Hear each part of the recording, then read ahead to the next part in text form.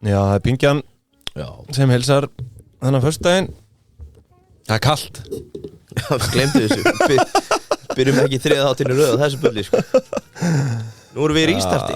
Nú erum við í já, við erum í nauðsynlegu rístarti. Já, heldur betur. Ég gerði þau mistök að rístart 12 bara þegar við fórum í loftið. Já. Sem er alveg ömurlegt. Já, viltu segja þá sögu? Ydda á þetta. Við höfum að freka skít. Já, það er 7. júní. Nei, því dagur í dag. Já. Helgi framöndan og sömuleiðis föstudagskaffi. Yngvi, kennitalan. Já. Það er nýtt projekt. Viljum við ekki sjáta það eins? Jú. Kennitalan.is. Þú fer svona geist í þetta. Já, hún er opin. Já. Hún er opin. Það er ekkert I like to get wined and dined before I get fucked hjá þér. Það er bara beint í þetta. Já, það er bara beint. Ég var með sérstakt segment þetta á eftir en já, við getum sagt frá því að við erum þú kannski tekur það bara á eftir í boði kennitölunar. Já, en við mælum sérst með fyrir alla sem að hugsa að kaupa og selja fyrirtæki að fara inn á kennitalan.is. Kannski ágætt taka fram að þú ert ekki að fá inn í að þú veist, þetta meira auglýsingavettvangur til þess að kaupa og selja fyrirtæki. Það er að þú ert ekki að fara inn til þess að fá verðmat eða neitt slíkt frá okkur. Heldur þetta meira að það er verið að staðla hvernig salan fer fram. Það er allar upplýsingar eru birtar svona aðeins aðgengilegri heldur hefur verið á Facebook síðunni fyrirtæki til sölu sem er svona systur project. Mjög margir sem að perrast þar inni sko reglulega. Já, og það er gífurlegur áhugi á einmitt sko það sem ég ætla að koma inn á eftir buy versus build. Það eru ótrúlega margir sem að hugsa núna sko geti ekki keypt mér eitthvað sem er komið í loftið versus það að vera að byrja frá grunni. Og ég ætla að fara aðeins yfir það á eftir. Það er alveg vel verðt að skoða það. Við komum nánar inn á það eftir, það er rétt hjá þér. Já, en þeir standa að þessu með okkur, Kristófer og Tryggvi, miklu meistarar sem eru svona hugmyndasmiðinir á baku síðuna og svo viljum við reyna að leggja okkar á mörkum að það verður svona gert hærra undir höfðu með þá sem að sitja fyrirtæki inn. Við förum að tala þau eitthvað skemmtilegt, spennandi. Ég sá reyndar eitt skemmtilegt í vikunni sem við þurfum að ná inn. Bjórböðin eru til sölu. Við þurfum að ná því maður. Já, það væri gaman. Og þá segir þess að versus það hvernig þetta er í dag. Ástæðan fyrir að gengur illa hjá mörgum að selja fyrirtæki 1, 2 og 3 að þau setja ekki verð. Þú verður að setja Þú verður að henda það nút sko. Já, þetta er jafn heimskulegt og að selja bíli sinn og veit ekki hvað við fá fyrir hann eða húsið. Já, og við viljum hvað segir maður? Bara svona vitundavakning með það. Klálega. En þetta er rosa mikið bara svona PM fyrir meira info, þú veist, á Facebook og maður skilur það alveg sko. En þetta er bara fyrsti filter svipað á það að tíðkast meira erlendis. Með þegar þú ert í starfsauglýsingum þá er yfirleitt sett fram hvað er svona cirka launin og þetta er bara svona sálrætt filter, heyrðu, hérna er fínt starf en það borgar bara 500.000 á mánuði, þá ætla ég ekki að sækja ég vil fá 1 milljón, skilur þú hvað fara algjörlega, og bara sama með fyrirtæki, ef þú vilt fá 50 milljón fyrir fyrirtækið þá ertu bara stílinn á ákveðin kaupendahóp og hann veit þá bara strax að hverjan gengur að því sögðu þá er alltaf barter í þessu 50, ég býð 42 42 Hvað er verðmæti fyrirtækis? Er það ekki bara huglagt bara í grunninn? Sálrænt Herði, tjekkja á þessu kennitalan.is. Eitt annað ef þið bara eru ekkert spá í þessu en viljum svona fylgjast með þá er vikulegu póstur þarna inni það sem að stendur til að fara að senda út sem sagt, við flippum postlistanum okkar sem komin, búin að láta vita því að fara að segja frá skemmtilegum rekstrum sem eru til sölu Herðu, sumleis Síminn Pay, nú er fyrirtækjakort Símans Pay, það er það heitasta í dag. Það er það heitasta. Það er sjóðheitur biðlisti, farið inn á símin.is sko, þú getur farið bara beint inn á símin.is fyrirtækjakort, ítir á hef áhuga og þá ertu búin að skrá þig í biðröð á þessari lausn hjá þeim. Það komast ekki allir að. Nei, það komast ekki allir að sko.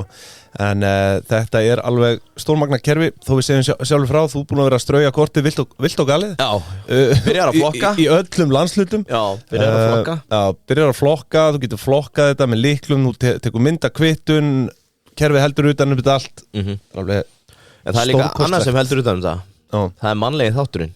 Því að fólkið að nöfrá, örvar og kó, þetta er alvöru produktlið sko. Þau hlusta eftir hverju einasta kommenti þau vilja feedback. Já, feedback, þannig að ekki vera feimið það, heyrðu, þetta mætti vera svona og það eiginlega komið inn bara leið sko. Þetta stórgóð lausn, þú hefur náttúrulega brjálaði yfirsýn þarna yfir og ef þú ert með nokkra starfsmenn eða hvernig sem það þá getur þú bara stofna kort á hann kannski eina viku bara með 70 króna heimild og svo bara lokar það rétt sjálfur, þannig að það er verðt að kynna sig þetta. Herðu, svo að Jómfrúin auðvitað, það sumarjassin, hann komin að stað og það var komin tími til og talandi jazz, nú eitthvað jazz í gangi hérna. Sett á smá jazz. Hérna, þetta ekki svona jazz. Ég fekk einmitt í rekst á nokkra félaga mín úr 9. bekk í Árbæjarskóla. Þeir báðum að fá heads up ef þú ert að fara með tengdó þarna. Já, ég læt vita. Það svona eitthvað. Það kvartið Sunnu Gunnlaugs helgina og svo að sjálfsögðu bara bara gamli góði matseðillinn sem að, við þekkjum öll. Svo reyndar líka sko veisluþjónusta, mér finnst verðt að minnast á það. Það verða nú einhverja veislur í sumar. Já. Það má Guð vita. Og kynnið ykkur það hjá Jómfrúnni. Mjög elegant að vera með veisluþjónustu þaðan. Ég var búin að gleyma þessu. Þetta er það eina, manstu, ég sagði þetta hérna fyrst. Það er ágætt að vera bíl og klukka er rétt 2 sólarhring. Er ekki eitthvað hannig? Með Já. Ef þú vilt laða til ríkistarfsmenn á fund og þú veist að þau nenni ekki að koma eins og forðumlið og tollinum og hagstofu og fleiri. Settu í fundabóðið, það verða veitinga frá Jómfrúnni og þú ert með 100% mætingu.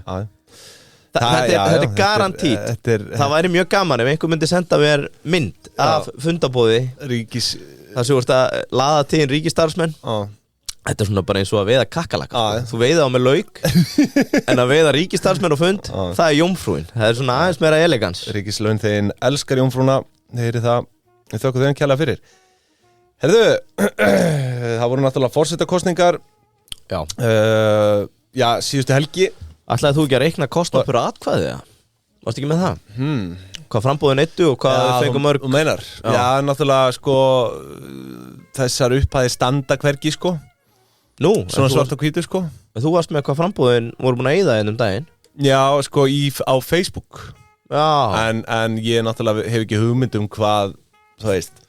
Katrín var að eyða í mat sko. Já, ég hef ekki hugmyndu það. Það er náttúrulega bara held ég Hérna kemur þetta bara fram hjá heimildinni.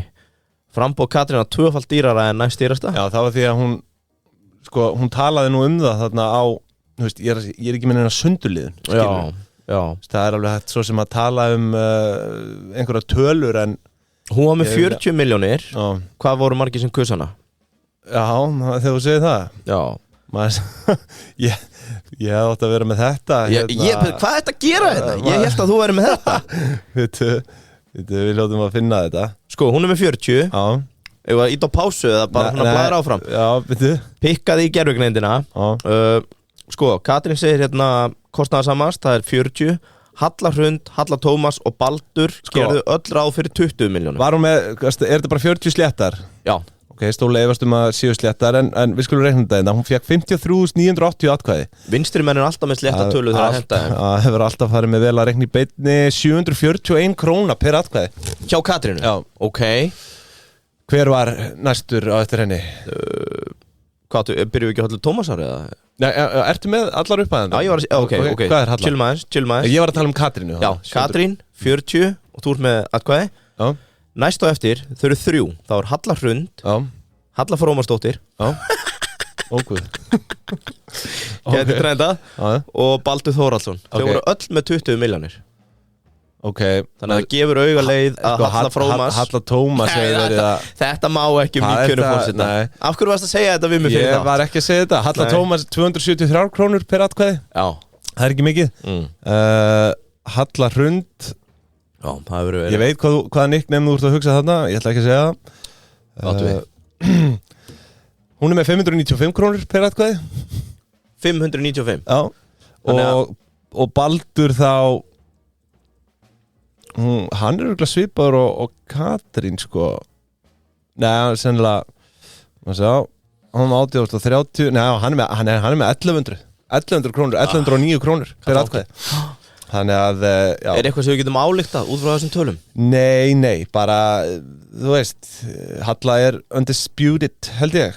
Já, hún að ná mestu úr sinni herferð. Já, það þér virðist. Gefur auðvitað leið, það sem hún vann. TikTok, hún fór á TikTokið og var mjög aktív þar. Katrín vissulega líka, sko. Völerinn dattarinn. Já, Völerinn, já. Hann, með þetta, fekk nú einhverja gagnrýni fyrir þarna. Já, það átt að hnekkjan fyrir að vera með húmor. Já. En varst ekki annars bara sáttu með þetta? Jú. Það ekki bara, já. Sko, ég náttúrulega með smá pakka þetta. Ok. Þegar þú veist, laun embættis fólks, þar með tali fórseta og fórsetisráðherra og bla bla bla, skjóta upp kollinum bara svona reglulega í umræðinu, alltaf sama hitamálið einhvern veginn þegar á að fara að hækka þetta þá kemur einhver fram á töðar og hérna hækka sem sagt framlagið það? Já, bara launin, þú veist, þau hækka í einhverjum x hlutföllum sko. Og nú langar maður að spyrja þig einhverju, veistu hver laun fórseta eru? Nei, ég ætla að segja 2,7. Þú ert langt frá. Já, ég sinnum 1,5 semi sko. Þetta er 3.957.000 krónur í heildalaun. Já. Það er fínast í tjekki. Og hvað borgar er leiga á Bessastöðum? Það er ekki bara fyrir það? Já, nú ætla ég að tala um sko fríðindi forseta. Hann náttúrulega nýtur ákveðina fríðinda líka sko ef við tölum um Guðna. Eftir að forseti lætur af embætti. Já. Og þú veist, í dag það er ekki nærri því að mikil fríðindi og þetta voru hérna til dæmis fyrir árið 2009. Hvað þá fyrir árið 2000? Já, býta af hverju með samanburðu 2009? Vegna þess að árið 2009 á því herrans ári það var lögum breytt á þann vega að forseti fær ekki nema 6 mánaða svo kallu biðlaun eftir að hann lætur á embætti. Já, rétt. Uppsagnarfrestur basically.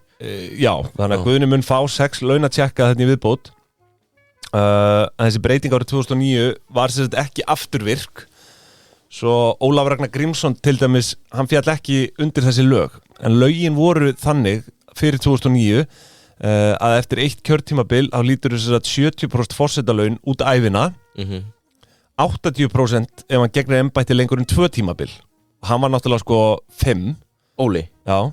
Óli. Og sko, eins og Ólafur og Vigdís var held ég 4. Já, 3 eða 4, skal ekki segja. Þannig að sko, þau hafa verið á fínasta tjekka í gegnum árin. Bara samfleitt sko, og bara til dauðadags. 80% og hún er vísitölutengt að sjálfsög, þetta er ekki vísitölutengt, það er bara svona tengt við hækkun hverju sinni sko. Launavísitölu kannski. Já, og sko, í raun var það þannig fyrir árið 2000 að forseti, hann greiddi ekki skatt. Nei. Hugsaður, fyrir 2000. Það var árið 2000 var það afnumið og það var náttúrulega afnumið. Þá voru umræðendur á þann veg að þetta væri ekki tíðaranda, bla bla bla. Forseti væri bara svona alþýðu fígúra frekar en einhver monarkía, sko. Já. Áhugavert. Ég held nefnilega til dæmis að í Bretlandi krúnan borgaði, ég held að drottningin borgi ekki skatt eða borgaði ekki, það er alltaf komið kongur núna en var það þá eins og með kjarasamningu í dag að þetta væri afturvirt þetta gilti fyrir Ólaf og Vigdísi eða eru þau núna ennþá skattfrjáls? Nei, þau borga skatt sko. Þetta var ekki afturvirt þá væri Vigdís í helviti fínum málum sko. Ég er búin að lifa skattfrjálst með þessi biðlaun núna í hvað? 30 ára? Já, ég meina hún hætti 96, þannig að 28 ár. 28 ár? Já, en sko Guðni Greið, hann fær ekki nema 6 mánaða biðlaun. Ein pæling með það núna, sem eru náttúrulega bara full laun, en svo þarf hann að finna sér nýja vinnukallinn. Ef við setjum þetta í samhengi við bara laun þegar, þú segir upp vinnunni, eða þeir eru sagt upp, þá er búið að semja uppsagnarfrest. Ef það er fyrirfram ákveðið tímabil segjum bara Arnar, ég ætla bara að ráða í 4 ári verkefni af hverju ætti þú eiga rétt á 6 mánaða uppsagnarfrest þegar þessi 4 ári er búin eða það lá alltaf fyrir?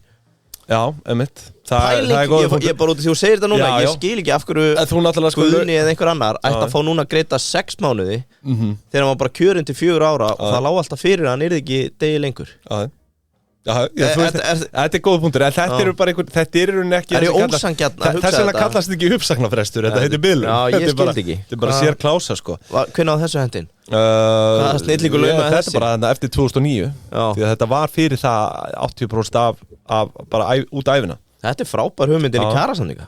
Já, en sko, fríðindi forseta í dag eru ekki mörg eftir, vissulega eru þau með fría búsetu á Bessastöðum. Þau greiða ekki hitan í rafmagnskostnað eða nein slík gjöld. Svo kemur þetta fram, allan útlagan kostnað forseta vegna rekstrar embættisins ber að greiða sérstaklega úr ríkissjóði. Og sko, ég sé ekki annað en að allt sem forseti gerir opinberlega sé á vegum embættisins, sko, þannig að og þú veist, það er bara 24/7 dæmi. Ég held að forsetinn þurfi nú ekki ofta að rífa upp veskið, sko. Nei, ég sá Guðna reyndar í útskriftaveislu daginn, bara sem Guðni, þú veist, ekki Guðni forseti. Hann var bara með buffið í stígvélum og bara í gallabuxum og eitthvað og þú veist, allir hann hafi ekki greitt fyrir útskriftakjöfuna sjálfur, sko. En svo veist, það eru þessi fríðindi og svo áðurnefnd biðlaun. Ég sé ekki að fríðindin séu fleiri, en eins og ég segi, allur ekstra kostnaður í kringum embætti, það er náttúrulega ákveðin fríðindi út af fyrir sig, en þú ert náttúrulega, eins og ég segi, á vaktinni 24/7, það er bara þannig. En þessi laun líka, ég veist ekki að því að forseti sé með, þú veist, þessi laun, sko, í sjálfu sér. Þú ert náttúrulega bara, þú bara fórna öllu, basically, fyrir að vera forseti, sko. Já, líka bara til að koma í veg fyrir alls konar fristni vanda við að vera hagnast á einhverju öðru. Já, svo er það. Á meðan, En þess vegna talaði til dæmis, hvað heitir hann hérna, hann er pírati, Pavel, hann kom með einhvern status og talaði að Pavel sé viðreisnarmaður. Nei, viðreisnarmaður, talaði að hann væri same shit en allt í lagi. Já, hann væri fylgjandi, sko, ævilöngum launum forseta upp á þessa hagsmuna árekstra, sko, þú veit, hann var allan að fylgjandi því, sko. En eru þau ekki líka að tala fyrir borgaralaunum og fleiru? Jú. En já, þannig að þessari umfjöllun minni er svona lokið í bili varðandi forsetan. Svo eru náttúrulega einhverja fréttir auðvitað. Ég ætla að leyfa mér að segja að það hafi verið gúrkutíð. Þú varst ósamlega því þetta áðan, sko. Já, það er alltaf gerast. Arctic Adventures var að kaupa hérna 3 hvalaskoðuna fyrirtæki. Já. Íslandsbanki var sektaður. Hvar kom Arctic Adventures fram? Stoppaði samruna, í rauninni 2 samruna. Arctic Adventures var að koma núna hérna. Já, það var stoppaði samrunni, svo var Íslandsbanki hérna í klemmu, er að greiða 570 milljónir króna í sekt. Það virðist vera, sama hvernig maður talar við að það veit engin nákvæmlega af hverju þessi sekt er. Nei.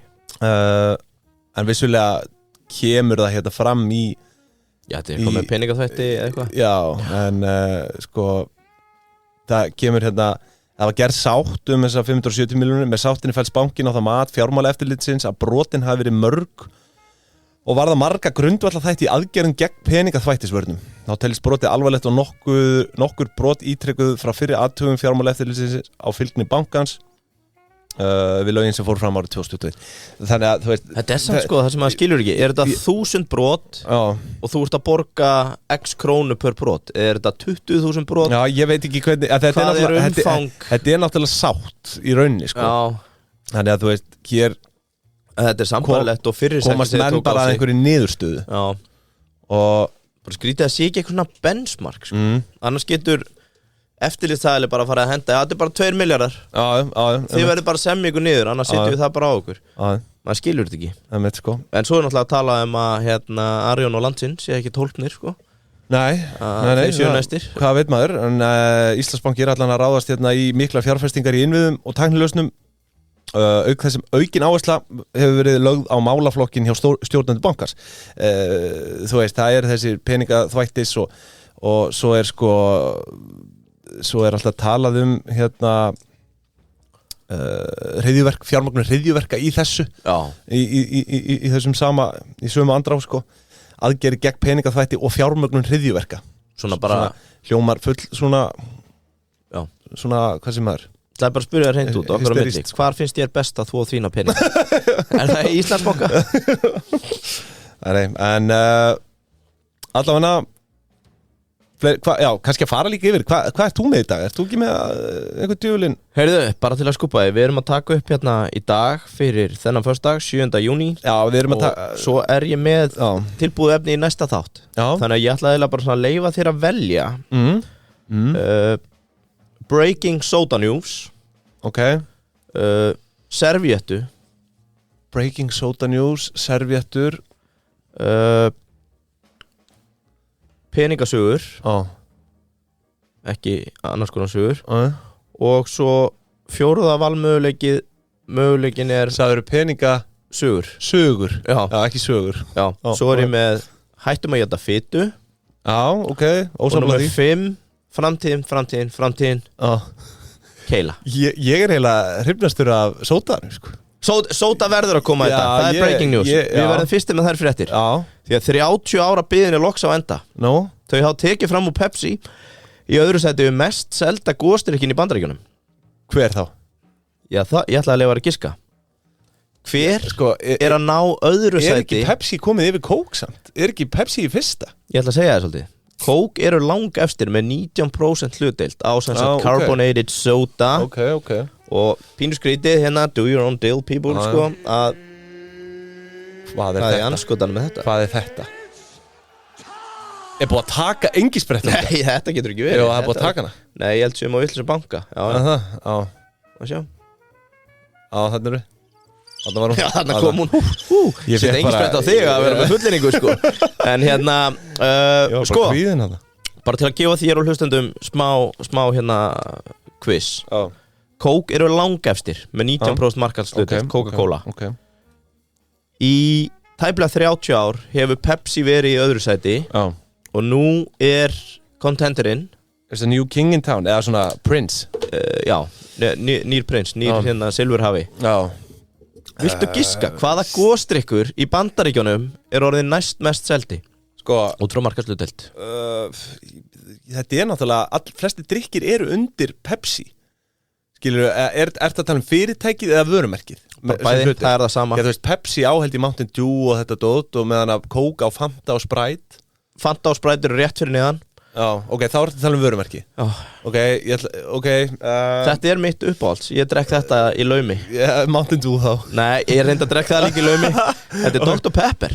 Nei! Dr. Pepper. Býttu, það var náttúrulega einu svona risi, sko. Það er risi. Ég meina það að taka fram úr Pepsi sem nummer 2. Fór það ekki samt í einhverja lægð? Nei, kallið minn. Ég með umfjöllun það að Dr. Pepper er búið að vera á rosalegri siglingu. Pepsi í markaðshlutdeild þess hefur farið úr 15% árið 1995 í 8,3% árið 2023 á meðan Dr. Pepper hefur risið jafnt og stöðugt. Áhugavert. Dr. Pepper er eldra en bæði Coke og Pepsi. Stofnaði í Waco í Texas 1885. Og þó það megi segja að 20. öldin hafi verið skrifuð milli Pepsi og Coke, þá var doktorinn alltaf svona lúrandi þarna með. Þetta er sko einu ári áður en Coke er hérna. Rétt. En sko, eins og ég segi, þú veist, 20. öldin er bara Pepsi vs. Coke. Allan þann tíma þá voru þeir og hafa alltaf verið hérna sótt sitt í biblíubelti, svona loyal suðuríkjamenn. Og allir það hafi ekki náð mér sko að vera þarna í Alabama. Ég er rosalegu Dr. Pepper maður. Ég alltaf þeir í krónunni. Það laumast í hann. Ég laumast í að taka sko Dr. Pepper Cherry, Vanilla. Þetta er ekki stór hlutdeild hérna á Íslandi, Dr. Pepper. Hver er að flytja? Ég held sér vaxandi, út af því, ég er að koma inn á það. En sko, já, bara svona smá sögurskýring. Ég verð að spyrja samt, einmitt út í söguna. Þekkiru, var þetta stofnað með fyrir sömu tilstill og Coke? Þannig að Coke var átt að vera einhvers konar mixtúra sko. Já, sko mér finnst nafni svolítið gefa þetta kynna. Dr. Pepper. Eins og þetta hafi verið eitthvað trend á þeim tíma. En hérna, sko það upp úr 1970 sem að þau byrja að aðgreina sig frá öðrum sem the unique flavor. 85 árum síðar. Já, og hérna byrja að ná meiri dreifingu á landsvísu. Það sem hefur hins vegar gerst síðastliðin eiginlega bara 5 ár. Og velgengnin hérna segir sérstaklega síðastliðin 3. Er það sigurlausa? Eru ný brögð og snjöll markaðsending. Og það sem þau hafa verið að gera er að elta trendi kringum TikTok. Og í fyrra þá kom út Dr. Pepper Strawberries and Cream sem sló í gegn. Þau komu líka með Dr. Pepper creamy coconut, creamy, ok, af hverju er allt inni rjómi komin í allt en síðastliðin 3 ár frá COVID þá byrjaði að trenda eitthvað sem heitir að blanda dirty soda sem gekk út af það, ég held að þetta hafi ekki komið til Íslands að þú varst basically að setja mjólk eða rjóma út í alla góðstyrki með klaka og svona smakka hvað var best og þeir herjin á þetta sem taka þetta dirty soda trend og byrja að búa til vöruflokka út frá því sem er að mælast vel á TikTok. Ég sé þetta hérna sko. Annað sem hefur ekki komið til Íslands, þetta heitir held ég Þetta er reyndar sko, þetta lúkar heldur vel hjá þeim hérna. Dr. Pepper með þetta, ég að segja það sko. Þetta er sko fariðin á Ég er stolt Dr. Pepper maður sko, ég hef verið svolítið í laumi með það og þegar ég bjóð úti, ég gerði í því að smakka Mountain Dew milli ríkja Mountain Dew Crazy is a numbers game sko, ég meina það þú ert klikkaður að drekka Dr. Pepper hér á Íslandi sko, fólk bara hvað er að þér en það eru suðuríkja blóður sem býr í mér sko Annað trend sem þeir ná, það er spicy, hefur heyrt það? Nei Þetta er samblanda af orðunum sweet and spicy og er vist í miklu vexti og núna til að elta þá er Coke líka komið með í loftið hérna vöruna Coca-Cola Spiced sem kom í febrúar aðeins að Pepsi ekki með það sko aðeins að Pepsi en allavega þú veist þetta eru trendin sem eru búin að gera það verkum að Dr. Pepper hefur núna jafnt og þétt aukið söluna síðastliðin 3 ár að tala að sé bara allt og mikill fókus innan Pepsi á mat á kostna gamla góða Pepsi hvorki Coke Keurig Dr. Pepper þetta eru félög á markaði í Bandaríkjunum eru með það mikið af vörumerkjum í mat en Pepsi þau eru með Quaker Oats eða bara Quaker vörulínna sem er bara allt sem tengist höfrum kannst ekki við þetta gamli bóndin með hattinn og selt hérna á landi þeir eru með Frito-Lay, Doritos heila svona snakk kategóri og allan anskotan annan af dóti og skrifa bara hérna Pepsi food brands þá sérðu hvað þetta er mikið að lokum þá er líka er þetta ekki svona eins og Nestlé bara basically þetta er bara orðið eða Orkla eða Ölgerðin basically sko þetta er bara svona þetta er samblanda af vörumerkjum svona heildsala framleiðandi þetta er svona þetta er snakk og drikkir og svona alls konar eitt á lokum þá er kröðeri meiri fókus á zero sykur drikki hjá Pepsi er Dr. Pepper ekki jú, þeir eru líka með zero og þetta hefur komið niður á samkeppninni í þessu sykur kategóri ég er ekki með tölur yfir það hvort að Pepsi Max eða Pepsi Zero sé stærst eða minnst en þú finnur það og ég hef heyrt sögur þess efnis að sko það komi vörumerkjastjóri hérna til Íslands til að skilja af hverju Pepsi Max á Íslandi er svona ógeðslega stórt sem það er náttúrulega bara mest seldi held í góðstyrkurinn hér á landi sko en hérna svo var hérna það sem er áhugavert að núna er þetta semst bara Coca-Cola svo Dr. Pepper þar á eftir er Sprite, Fanta Diet Coke reyndarskráð hérna og svo Pepsi áhugavert já sko, þetta er breaking sko PepsiCo er náttúrulega þarna uppi með Nestlé, Kellogg's og þessum þú veist, stóru fyrirtækjum í matariðnaði Coke vissulega er það líka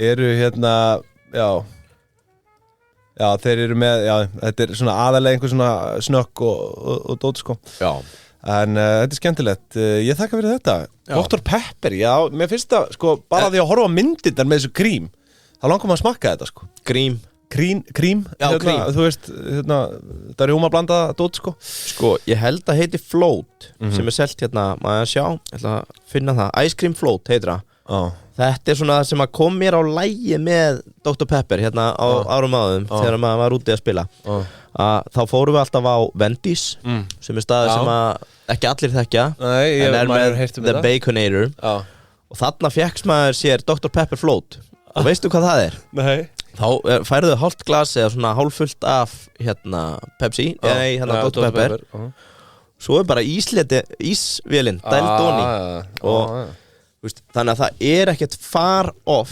að það verði til TikTok trend að hella rjóma mjólk en þetta er selt víða Bandaríkin Float, þannig að þau eru á ferðalagi prófa þetta ég þarf að prófa þetta Float, en spurningin, sorry það er alltaf spurning í lokin hjá mér alltaf spurning er enginn á Íslandi elda einhver trend eða? Nei, ja, þú veist, jú, það er náttúrulega við sjáum fyrirtæki aðgang að spretta upp á TikTok, sko. Já. En þannig eru þau vissulega að gera þetta öfugt. Þau eru basically að sjá hvað fólk er að gera við sína vöru í staðin fyrir að stýra því sjálf, sko. Já. Þannig að, mér finnst það mjög sniðugt. Ég þekki það ekki beint, nei. Enda kannski ekki stór markaður fyrir íslenska vörur, þú veist. Nei, þetta er samt, þú veist, að áhrifavaldurinn að gæsalappa sé eitthvað að gera með íslenska vörur, sko. Samt sorglegt, pínu sorglegt að það sé engin vörumerkjastjóri á landinu sem er svona pínu trendi að segja núna, heyrðu, við skulum gera hérna Óransín sem er hérna frá brugghúsinu sem að Egil sá, heitir ekki Aglagóskerð? Jú, Aglagóskerð. Að þú veist, að þau sé að gera hérna Óransín með rjómabræði, bara kemur í einn mánuð, allir smakka þetta. Það væri áhört að sjá það gera, sko. Eða klaki með einhverju bræði, eða kristall. Ef einhver samfélagsmiðlastjóri er að hlusta, þá er þetta náttúrulega... Nei, ég meina það þýðir ekkert að þú fer að staða með auratal, að gera eitthvað format, svo er bara allir bankarnir konum með það format. Það er ekki það sem ég er að tala að vera alltaf þig að gera sömu bull myndböndin út alla miðla. Getur enginn verið pínu original hérna? Já, ég segi það, sko. Takk fyrir að fara bankarnir ekki bara að selja einhver drikk. Maður komast að einhverju smá hreyfingu þarna. Já, það er klárt. Sér ekki annað heldur en bara hérna einhverja replikerur af þér og frúin er sett í þetta. Frúin er mætt í þetta, sko. Það er, já. En talandi drikki, og það er náttúrulega bara einn drikkur sem að skiptir máli hjá okkur, það er Carlsberg 0,0% að sjálfsögðu, alltaf 2 þar, fer vel á jómunni, ferðir vel þar. Frábæri ferðalög. Já, gríðarlega góður, ég var í útskrift helgina sem var einmitt með Carlsberg á dælu. Er hægt að fá Carlsberg á dælu í útskriftir? Ég tók 2. Ég tók 2. Herri, það er enda brilljant, ef það er á dælu, alltaf að fylla á 2. Alltaf á 2, já, ekki spurning. Hvern léstu fá? Bara pappa, sko. Já. Ég var ekkert að dæla svo á einhvern ókunnugan, sko. Nei. Þú veist, það er náttúrulega samt eitthvað sem þú mættir alveg gera. Ég er þar. Taka 2, fara með einn á borð og bara skilja hann eftir hjá einhverjum. Þannig að þið heyrið það, alltaf 2 hjá Carlsberg, sömuleiðis hafið tilbúinu réttindi þar þegar að rjúk út sem fyrr. Ég kom nánast að tómu borðinu daginn. Fólki er alveg vitlaust í þetta. Já. Fórstu eitthvað ég hafið í vikunni? Já. Ég er búin að vera að koma mér á grillið. Það var reyndar ég var ekki búin að taka eftir að vera appelsínugul veðviðvörun. Nei, þannig að það sem ég keypti það fór bara inn í opn. Ég fór í hérna þorskrétt sem var mælt með. Já. Þið sjáu það að fyrir að steyta þessu sumarið og fiskurinn er ekkert síðri á grillið heldur en kjötið. Nei. Hann er ekki síðurinn í opni, myndi ég segja. Nei, svo er það líka. Og kíkja inn á hafi.is, þá sjáum við alla flóruna þarna. Og uppskrifti líka. Eitt hérna, ég teka saman sennilegast í næsta þætti, en það styttist núna í ráðgjöf Hafró. Já. Og ég gerði sko könnun á meðal viðskiptavina mína í aflamiðlun hækkun og lækkun. Þannig að ég ætla að birta þá spá hérna onni Hafró, sjá hvernig fer. Skemmtilegt. Það er alls mikið undir þar. Já. Herðu, ég er nú með aðra frétt hérna sem að ég er svona, raka augun í og ég hef rosalega gaman að því að velta, þetta er orðið svona eitthvað sérstakt áhugamál hjá mér að velta fyrir mér falli Evrópu. Já. Í efnahagsmálum og þú veist, hérna, eins og ég sé, reglulega vakið máls á því hér í þessum þætti. Að Evrópa sækir á brattan, það er bara þannig. Sumir vilja tala fólksfækkun, aðrir regluverk og jável aðrir bara hreinan aumingjaskap. Já. En nú stígur fram Kim Fausing sem er forstjóri danska tæknifyrirtækisins Danfoss og varar við þessari hættu sko, já bara það sem er að gerast hérna er að svo staðar uppi að 44 undirflokkum tækniiðnaðarins, eða eins og hann talar hérna 44 krítiskir tæknigeirar, þá er Evrópa ekki leiðandi í einum einasta. Nei. Ekki einum einasta. Og hann vísar inn í greiningu áströlsku hugveitunar ASPI á krítiskum tæknigreinum, þar sem framfærir einstakra þjóðið mæld. Og þessi flokkar er eins og ég segi 44 talsins og þetta er allt bara frá líftækni og upp í kjarnorkusprengjur, þetta er bara allur skalinn. Kína leiðir í 37 flokkum. Já, heyrðu, það er enda sláandi tölur. Það eru sko sláandi tölur og Bandaríkin í 7. Þannig að þú veist, í þessum 44 flokkum þetta bara Kína eða Bandaríkin. En byrju, það að segja mér að það bara ekkert annað Asíuríki, ekki Japan, Suður-Kórea? Kína í öllum þessum 44 og sko, þetta er rauninni sett fram líka, þetta er svona flokkað eftir áhættu og einokun, svona technology monopoly risk. Sem sagt, riskið á því að þjóðir geti einokað, þú veist, þessa tæknigrinn. Og eins og Kína er í high risk hérna bara, þú veist, við erum með hérna eins og rafmagnsbatteri, það er eitt flokkur, það er Kína leiðandi og það er mikið risk á því að Kína verði einokunaraðili á þeim markaði. Og hérna Bandaríkin eru vissulega leiðandi í hérna bóluefnum, þau eru frábært leiðandi í Bandaríkin eru leiðandi í Er það Dr. Fauci þá? Smáum gervihnöttum, þar er Bandaríkin leiðandi líka. Space Launch Systems líka leiðandi þar. Quantum Computing USA er leiðandi þar. Ertu ekki búin að þýða það? Svona skammta tölvu, þú veist, svona skammta tölvu iðnaður, eða þannig bara svona, ég held að sé computing, en hérna, en eins og ég segi, ég veit ekki hvort það sé rétt að segja að það sé ágefni að Kína sé leiðandi þarna en á mörgum stöðum, en þetta er flokkað eftir svona low, medium og high risk og Kína er á ansi mörgum stöðum með svona high risk. En þú veist, er Evrópa challenge einhvers staðar? Já, og sko, eins og ég segi, það er ekki eins og Evrópa sé alveg úr leik. Bretar eru til dæmis í topp 5 í 29 af þessum 44 flokkum. En þú veist, það er einhvern veginn allt á leið í skrúuna þar samt sem áður, sko. Ég heyrði frábæra lýsing á Evrópu daginn frá hérna Scott Galloway, ef að menn hlusta á hann. Og hann var að tala sko, gildi Evrópu er rauninni best, þú veist, laust þýtt hérna, rólega, hann sagði þetta ekki nákvæmlega, sko. Bara do your own thing hérna. Evrópa er ekki staðurinn þar sem þú fer til að byggja neitt upp í dag. Bara út af hérna bjúrokrasíu og aðgengi að fjármagni, fólki og svo framvegis. Þú gerir það annars staðar sem er þá í Asíu eða Bandaríkjunum til þess að byggja upp, en þegar þú ert orðin vellauður þá er best að koma til Evrópu og eyða peningnum. Já, ég meina að þú veist, Evrópa auðvitað hefur það af öllum. Þú veist, þau hafa menninguna, söguna, góða mat. Velmegun að jafnaði í Evrópu er mest, skilur við. Þú veist, það er bara þannig að hérna, en það er ekki góð undirstaða fyrir framtíðina. Nei, síður, sko. Í rauninni ekki, sko, þú veist, ekki upp á vöxt. Þetta er svona svikalokk, sko. Þú ert búin að settla, þú veist, það er bara svona þú veist, það er þægilegt að vera búin að settla. Settla og ekki settla, þú ert bara með allt og margar afætur á kerfinu sem ger ekki neitt en er að skipta sér öðrum. En sko, hérna, hann talar að regluverk og skriffinska í kringum leyfisveitingar og annað sé að hamla framförum Evrópu og hann leggur til að vera dreigð úr stjórnsýslu byrði eins og að kallast, þú veist, sem er bara afskipti ríkisins og þannig, og þessari svoköllu upplýsingaskyldu sem tæknifyrirtækin þurfa að lifa við, sko.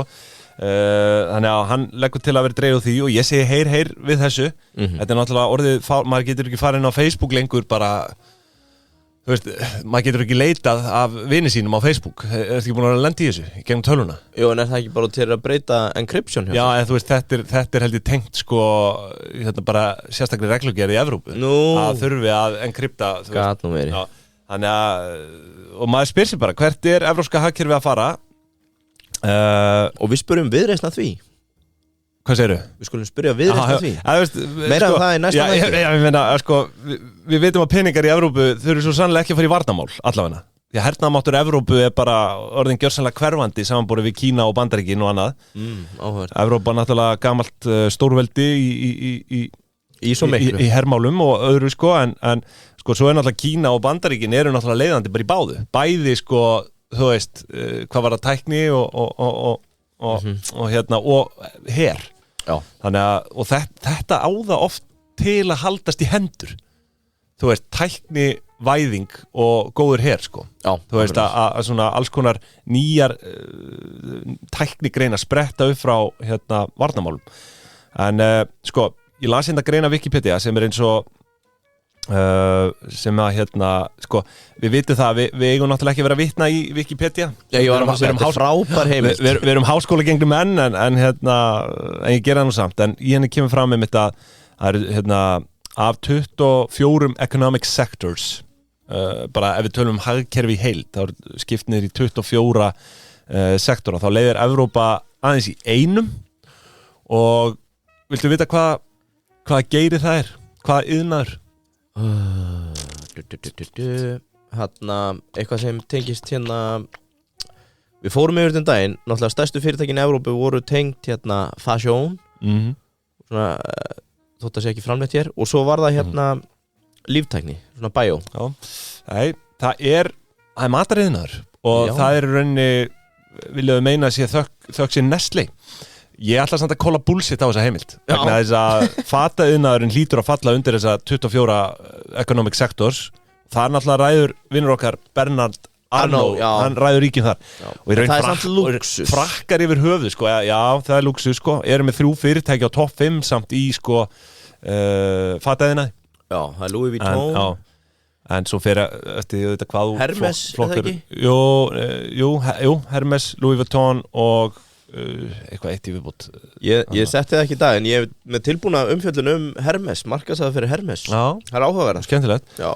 Það er allan að ljóst að Evrópa er ekki sami tæknari sem það var hérna á tímum takkasímana, Nokia, Ericsson og allt þetta. ASML samt hlýtur að vera haldið uppi heiðri Evrópu dóltið í tæknimálunum. Já. Eru með hérna chipsin og þetta sko. En þú veist, náttúrulega farsímarnir hérna bara fyrir aldamót. Nokia var náttúrulega bara eitt af stærstu fyrirtækjum heims og Ericsson? Ericsson. Já. Þannig að hérna, skulum vona að verði dreigið eitthvað úr sem saman með bílaðina helvítis regluverkum og bulli eftirlitsstofnun heimsins, það er bara Evrópa. Já, bílarnir auðvitað líka. Smartin maður, já. Straight out of China. Já, ekki Evrópu. Nei, því miður en ekki því miður fyrir hann. Annað, við erum að benda fólki á það að þið viljum bara svona testa Smartin. Já. Þá er einfaldara leið heldur en að kaupa hana, fara bara inn á hendar.is sem er hérna nýr ekstralega fyrir fyrirtæki og einstaklinga. Þetta er náttúrulega frábær punktur hjá þér. Já, þú veist, Smartin kostar ekki neitt í dag, 5,9 og svo styrkur og allt það, en það eru margir sem fíla bara öryggi á bakvið ekstralega frekar heldur en að kaupa og ég var þar, ég held ég fara aftur þangað. Ég hata að eiga bíl, þú veist, þegar maður sér svona optiona. Ég er alltaf að færast nær og nær þessari hugmynd sko. Þetta er upp á 10 og þið hérna getið komist í Smartin þarna. Það er hægt að fá Brabusinn á undir 200.000 á mánuði. Það er galið. Já, Brabusinn. Þetta er einhver besti bíl sem ég hef keypt. Já. Smart Brabus sko, það er svakalegt. Upp í 104, refurinn alveg tjúlaður og þú með fiðringi. Emmett, þökkum Smartinu fyrir kærlega að lókum hérna tegja, koma aðeins inn á það bara hversu fyrirsjálegt og örugt greiðslu. Þessi greiðslulaust hjá þeim er náttúrulega þannig að þú bara veist, þú borgar eitt gjald, er ekkert verið að flækja þetta, það er engir 40 mismunandi flokkar. Það er verðt að kíkja á þetta að þú ert að stofna rekstur, netverslun eða eitthvað að heyri tegja einfaldaði málið þannig. Já. Það er bara fast gjald per færsla. Ég ætla að vera með lið í boði tegja. Þú gerir það bara í næsta þætti. Já, ég get gert það í næsta þætti. Þannig að þið sjáu það, farið inn á tegja.is, kynni ykkur þeirra laust. Þökkum þeim fyrir. Nú, sko ég er með fleiri fréttir. Sko það er spurning hvort að þú viljir samt hoppa inn. Ég segi, þetta var svona hálfpartinn gúrkutíð, svona lítið af umræðupunktum kannski í þessum fréttum sko. Það er náttúrulega, við sáum reyndar að Icelandair er að gera hérna samning við Emirates sem er áhugavert. Já. Veit ekki til þess að þetta samstarf hafi hérna átt sér stað áður sko. Nú er þetta bara svona þægileg tengiflug á milli leiðakerfana og þá, þú veist, það er aldrei að vita hvort maður kíki bara einn daginn til Sameinuðu Arabísku. Já. Hefur þú farið í þann heimsluta, þú veist, ég er bara millilenda. Já, ég er millilend í einhverju á þessum löndum á leiðinni heim frá Kína. Já. Ferðaðist í Kína. Þannig að þú hefur ekki komið út fyrir flugvöllin þar. Nei, því miður. Ég væri mikið til í að fara þarna. Já, þetta er svona farið að færast nærmanni eða þú veist, það er bara með þetta spennandi mikil uppbygging í gangi í þessum löndum. Hvort sem að það er svona heilbrigð uppbygging eða ekki. Olíuauðurinn, hann er víða. Ég er ekki mættur til að svara því hér, en hver veit. Nú svo er líka hérna sko, veitingahúsin, þau er ekki 7 dagana sala, við erum reglulega komið inn á þetta. Sko, þessi grein hérna opnar á fleiri veitingahús urðu gjaldþrota á síðasta ári en á árunum sem kennd eru við heimsfaraldur kórónuveiru. Sem segir okkur að sko, þú veist, í rauninni eru eftirköstin bara að koma fram þarna sko. Einhverjir heldur þau myndu ná að lifa þetta af en svo var ekki hátt vaxtastig. Ég held að ég ekki fara með rámt mála. Það er ennþá veitingastæðir og ferðarþjónustu og fleiri sem á hérna þessu láni sem kom frá hérna, hérna bara ríkinu. Hérna, hvað hétt þetta aftur? Og það er bara eins og að stara í augun á djöflinum að fá þetta í heimabankan hans sko. Ég er nú ekki með þetta persónlega félögum mér tengdum núna. Og þú vilt ekki skulda ríkinu yfir enda sko. Nei, það er vesen sko. Því að þetta er brútal upphæðir sem geta verið þarna. Og hér það er í greininni rætt við Aðalgeir Ásvaldsson sem er framkvæmdastjóri samtaka fyrirtækja á veitingamarkaði og hann tekur fram hérna að veitingahúsi að verða nánast gjaldþrot í hverri viku, þannig að það er bara nýr staður í hverri viku. Talar að launakostnaður sé yfir 50%, þannig að ef þið vilja vera gjaldþrota, góðir hlustendur, farið í veitingarekstur. Þetta er aðdánavert fyrir fólki sem stendur í þessu sko. Og svo eins og við fórum daginn liðið sem næra að láta þetta ganga upp sko. Það er bara annar hattur til að taka ofan sko. Mikið lofskilið. Það er ekki spurning. En ég ætla að hleypa þér að. Já, býtu, hvað vildur aftur fá? Já, hvað voru hinn 4 þarna? Sko, það er hérna hættum að éta fitu. Ok. Framtíðin, já. Ég vil fá það í næsta þetta. Framtíðin. Peningasugur. Og svo er ég með hérna servéttur. Ég var að fá peningasugur. Já. Servéttur er ekki alveg að kveiki í mér sko. Þegar ég segi peningasugur, hvað dettur er í hug? Hvað dettur mér í hug?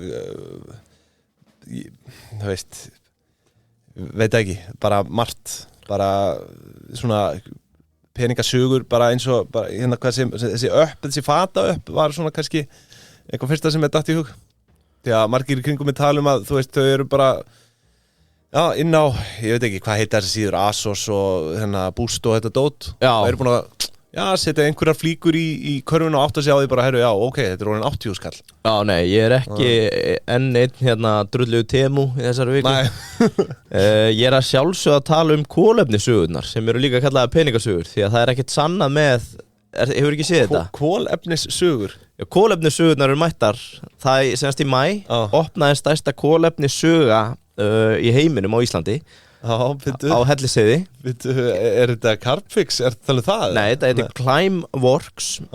Opnaði hérna á Hellisheiði og það eru margir sem reynilega kalla þetta bara peningasugur því að það er algjörlega óvíst hverju það eru öðru þetta á að skila heldur en að sjúga peninga frá fyrirtækjum. En þetta heitir á ensku Direct Air Capture. Hefur ekki heyrt þetta? Nei. Carbon Suction. Jú. Er þetta ekki hérna... Ég held að Carbfix í grunninn verði alveg nákvæmlega sama. Á þetta ekki sem sagt að basically taka koltvísýring úr andrúmsloftinu. Þú veist, þetta er basically, en hvað er hann geymdur?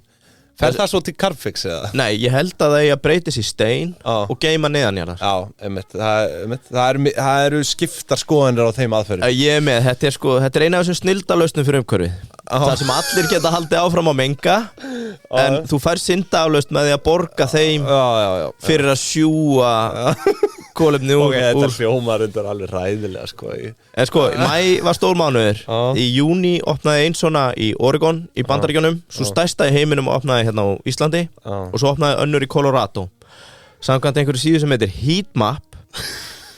Þá eru eins og peningasuga, Jesus, þú veist, þetta er kallað. Þetta er það. Þú veist, er þetta eitthvað annað en peningasuga? Nei, raun ekki sko. Nei, þetta er bara eins og þegar þú varst að sitja ryksugun á áfram. En sko, hérna samkvæmt einhver síðu sem heitir Heatmap sem að trakka þetta og fleiri hérna Food and Water Watch, Technology Review, MIT, ég fann greinar frá ansi legit aðilum. Þá talaði að séu mörg ár ég við fáum niðurstöður eða góða rannsóknir til að sýna fram á að þetta raunverulega virki. Gagnrýnendur hafa kallað þetta einfaldlega hættulega truflun dangerous distraction og einfallega bara scam þar sem að það algjörlega ósannað að þetta muni á einhvern hátt geta aðstoða við markmið loftslagsbreytingar að komast aftur í 1,5%. Það náttúrulega allar aðferðir í þessu eru alltaf vekja upp spurningar sko. Þú veist, það eru allar umdeildar og þetta er réttmætt umdeild aðferð, vissulega, sammála því. Já, eitt bara nokkrar tölulega staðarindir. Þessar 3 þegar þær verða komnar í fullu gasi, þá eiga þær í sameiningu að geta tekið burt 42.000 tonn af koltvíoxíð á ári. Sem frábært, því heimurinn að losa 40 milljarða tonna á ári. Ég ætlaði að þetta var að tjekka Iceland emission 1000 heimurinn að losa 40 milljarða tonna. Ok, þetta sem sagt sko 5.244 kilotonn Ísland. Ég held að íslenska ég geta tekið 36.000 tonn, svo það minni þarna í Bandaríkjunum. Já, en ég að segja sko útblástur hjá okkur á Íslandi 5.200 tonn 2022. Já, þannig að ef þetta væri jafn gott og við höldum þá gæti íslenska ríki í rauninni bara keypt alla sína losun þaðan. Basically, og meira til. Ég held að Ísland hljóta að vera að losa meira sko. Og hvað kostar svo að sjúga svona? Sko, ég aðeins að fara inn í þetta, en fyrir þá sem vilja kynna sér málefnalegri gagnrýni en mína þá grein frá MIT sem að heitir Betting on carbon capture as a primary solution is essentially the same as giving up, og þau benda á margvíslega vega á því hvað þetta shady, og svo prófessor í Harvard að nafni David Keith sem hefur verið mjög mikið á móti þessu. Svo þetta að googla top 5 reasons carbon capture and storage is bogus og fleiri greinar. Þetta á milli tannana á ymsum. Hvernig þetta framkvæmt? Hvernig sígur sko, það næsta. Af hverju þetta þá svona vinsælt? Af hverju verið að ausa pening í þetta upp á Hellisheiði?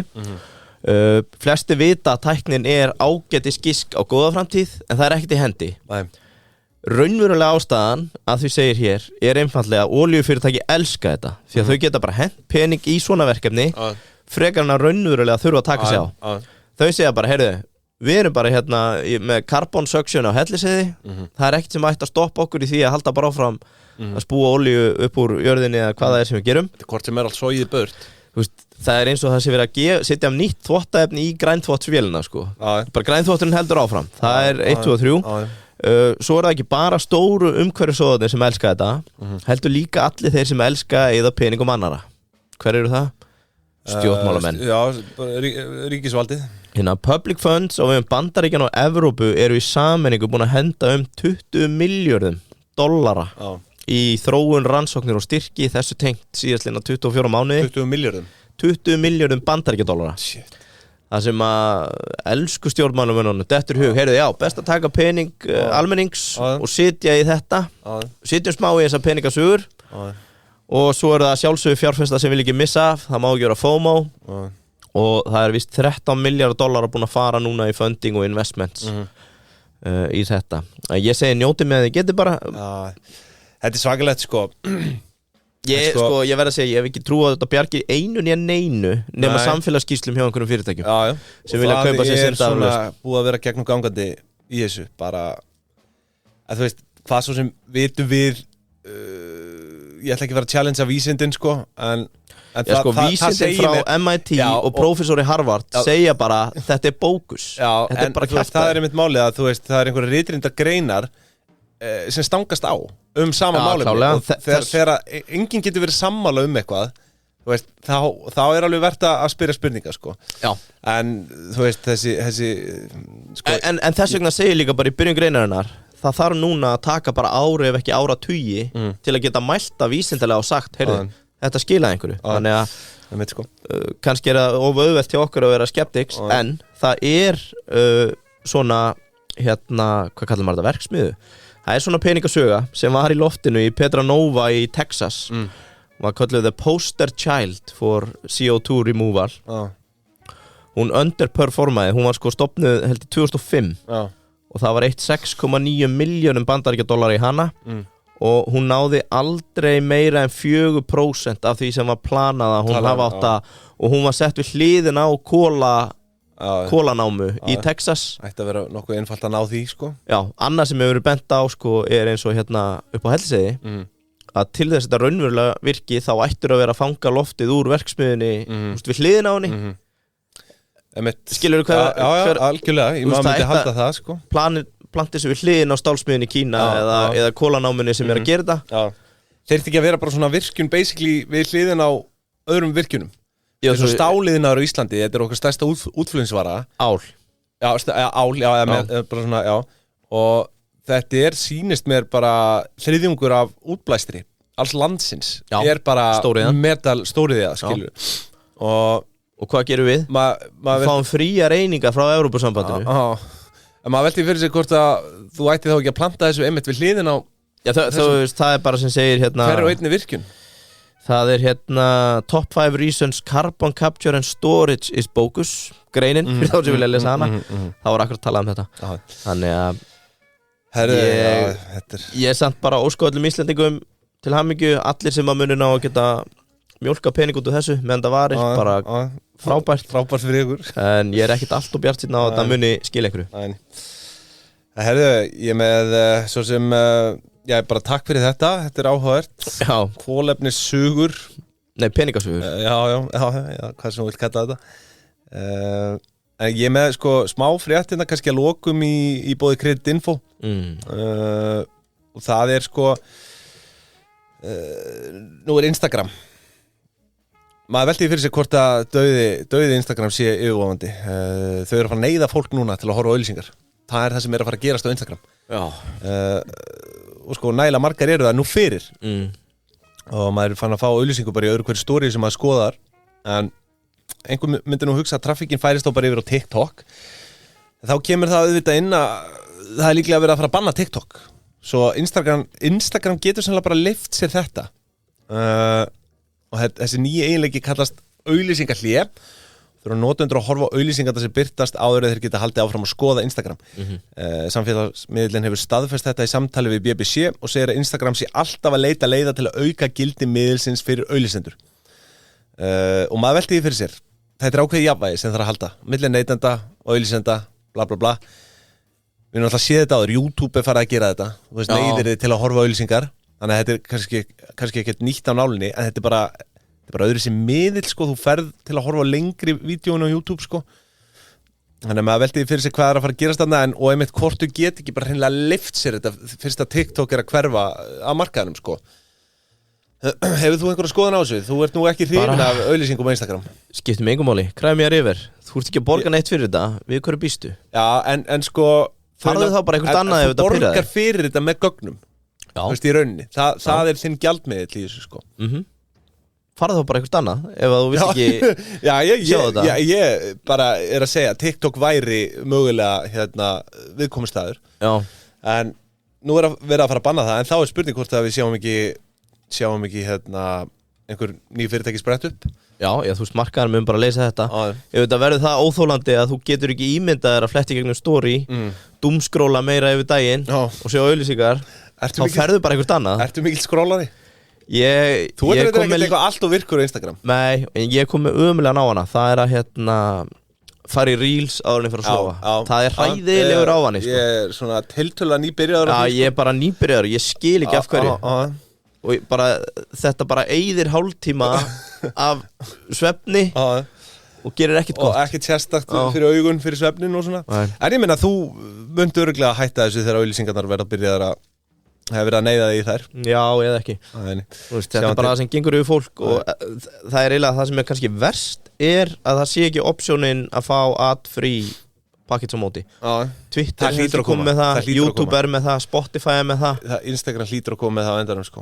Ég meina, hvað allt liðið að væli yfir því að sé auglýsingar á Spotify? Það borgar bara og þá hlustar ekki á auglýsingar. Þannig að það kannski eina sem svona ámælisvert bara að þú getur ekki bara borgað. Mér finnst þess að það ætti að vera miklu öflugur á svona creator dæmi á þessum samfélagsmiðlum.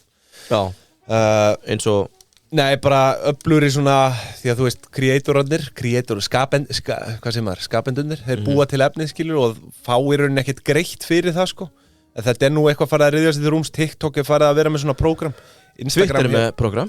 Já, Þau þeir eru borga. með subscription svona dæmi. Já, YouTube borgar. Instagram hefur ekki verið með neitt þannig. Það er eitthvað áhugavert að sjá það. Ég var að sjá þráðum daginn að hann er að benda á það engagement og fleira eftir að þeir byrja að borga út frá þessu er byrja að breyta því hvað virkar meira á Twitter. Þú veist, þetta fer að verða meira að þú ert að stuða til þess að fá meira engagement út af því þú veist að þú ert að fara að fá greitt fyrir það. Það er bara svona áhugavert hvernig hvatakerfi virka. Herðu, allt er þetta nú í boði Creditinfo. Já, þeir standa strömmin að þessu helvíti. Já, og við hvetjum ykkur til að skoða KYC áskriftina, jafnvel að henda þessu fyrirtækjakortið. Þetta er náttúrulega aðgangur fyrir fjóra notendur.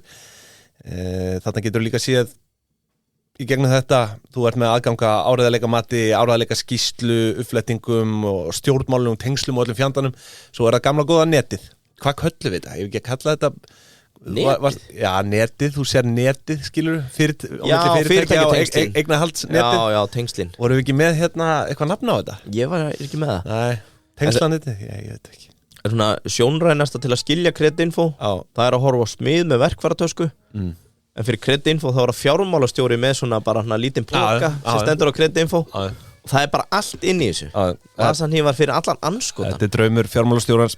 Já, þú fer að vekta viðskiptamenn og fyrirtækitengslin er náttúrulega að kýtla marga. Já, gerir það. Þökkum Creditinfo kærlega fyrir og að því sögðu þá held ég að við fyrir nú bara að loka þess í dag. Við erum svona komnir á tíma. Það gerir eitthvað sérstætt helgina? Nei, það er ekkert ákveðið. Nei, það er bara svartnætti eitt helgina hjá eitanum. Þetta verður ömulegt. Að því sögðu, kæru hlustendur, við þökkum fyrir hlustunum í dag. Verðum aftur með ykkur næsta sunnudag og þá verðum við með svona tímalausan þátt, getum orðað þannig. Það er veistlega, þú ætlar að vera með hvað? Framtíðin. Ég er með dýrustu servíettu í heimi. Ég er mikill bjartsýnis maður. Ég horfi björtum augum til framtíðar. Þannig að ég set mikla kröfur á þig fyrir þetta. Herri, takk fyrir í dag. Bæjó. Já, bæ.